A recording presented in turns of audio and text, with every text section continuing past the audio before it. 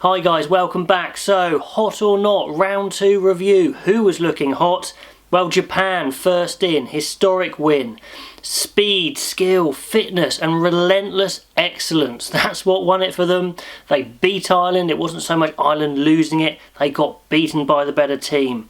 And I think they're the favourites to top the pool now. I think they're the slight favourites for that Scotland match. And if they top the pool, they're still going to have an incredibly hard quarter-final, possibly against South Africa. But what a rematch from the last World Cup. Japan versus South Africa again in Japan. Wow, that would be something if they can push through. I think they will qualify. Would it be 1 or 2? We shall see. Wales, that was hot. It was a close win in the end. They hung on, but Australia played unbelievably well in that second half. It looks like they're going to top the pool, which would give them the easier quarter-final, as in they'd play the team who isn't quite in form, whoever that is. Looks like it's either Argentina, France or England. And they showed some quality in attack, which I was looking for. Certainly individual quality as well from their back three, from Gareth Davis. Maybe need a little bit more build-up play to their attack potentially, but it's getting there. The defence is looking on point when it needs to be. And what I believe is the most important, they keep showing that championship psychology that you need to win, you need to have to win a World Cup. They showed it in the Six Nations, they're showing it again now. So very positive signs for Wales. Plus Rhys Patchell steps up, really filling the shoes of that number 2 fly half, especially since he had to go into action very early. Now, who else is hot? Well, New Zealand and South Africa had big wins, and I'll let you guys decide whether you think that class is as hot or not, because against Canada and I think it was Namibia, they aren't the best opposition. New Zealand won 63-0, an absolute smashing. I believe that's the exact average of their points between the two nations. I think I heard that, let me know if I'm wrong. So massive score, and all 3 Barretts play. What a family. It's the Barrett family versus Canada, and they all score as well. So brilliant story. They all played well. Their handling was looking classy, especially as we know these conditions are very slippery. So that was good. It was an easy opponent, so you let me know if you think it's hot or not. But they're in a hot position for sure. They're going to top the group. They've got these games where they can try their combinations, try their fringe players, like Rieko Ioane, fringe player, crazy stuff. They can try the Mo'unga-Barrett combination a few more times. It's definitely working.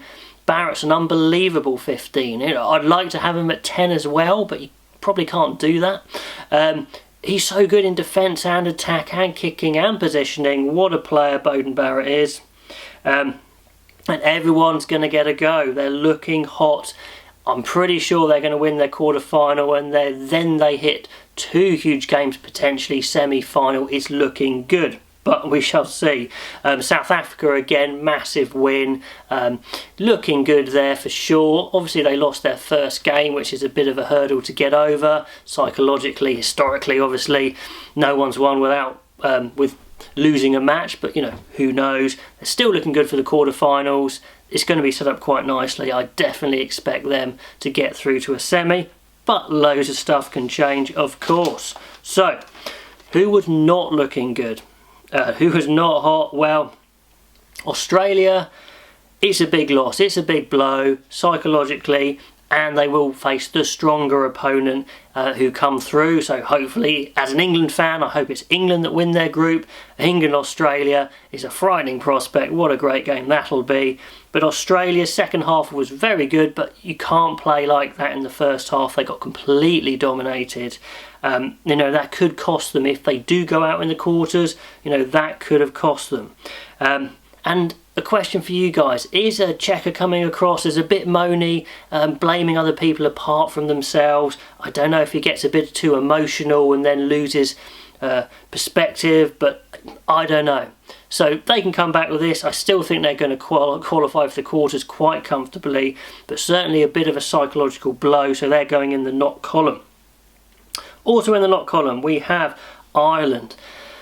That was a massive blow. After beating Scotland so handily, they just got basically obliterated by the fast pace of Japan. You know, they started off very well, some creativity. I said in my reviews it was looking great, and then they had no response. They had no response. They went back to their game plan and it just didn't look good enough, and it's not quite looking like a World Cup winning game plan yet. Obviously did a big video on a radical plan for Ireland, which was very much tongue-in-cheek, but some interesting bits in there which you guys have commented on, so that was quite good fun. But they're going to have to do something slightly different, I think. They should qualify for the quarters, I believe that, but they're going to have to do something to win that quarter-final, which is something they haven't done before.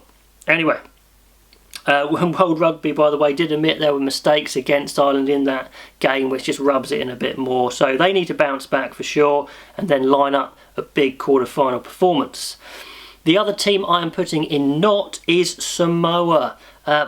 One of the teams we know has a lot of talent, but the lack of cohesion and coordination in that team was very clear. They were really poor against Scotland, 0 points, poor organisation.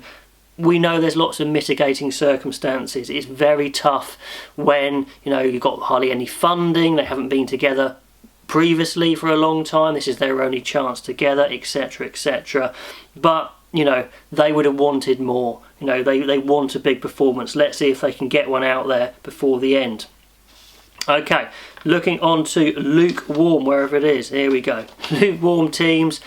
Scotland's win over Samoa was very good. I'm not going to put it in hot, although it's obviously close.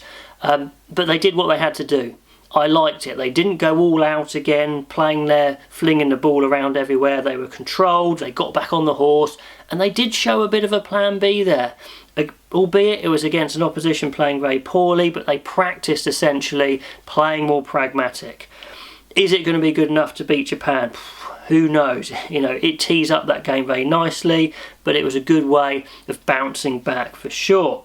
And two more teams I'm going to mention being lukewarm. Argentina get their win over Tonga. I think they get their bonus point. It was solid, a bit stodgy. They're in the fight for that quarter-final, but if they lose to England, it is all over, and maybe we just needed to see a little bit more spark there. But anything can happen. They're going to have to raise themselves for that England game. It's going to be do or die, so that's teeing up for a great game. And the final team, France, getting their win over the USA in the end. 65 minutes to go, it was 12-9. USA were looking like maybe they could pull this back. France had taken their foot off the accelerator, which they can do. They're a team that are up and down. We know the cliche, but it's true. The consistency of their commitment does waver. We know that. We know they can be excellent, but can they string it together? Sure, they can string it together for a big game, but they're going to need to win 4 big games at least in a row to get to that World Cup, to win that World Cup, and I'm not seeing it yet. Anyway, that is my roundup of round 2. Let me know what you guys think, and we're up for a weekend, fantastic weekend of rugby, after which we'll have a clearer picture of what is going to happen in these pools. Anyway guys, until the next time, I will catch you later.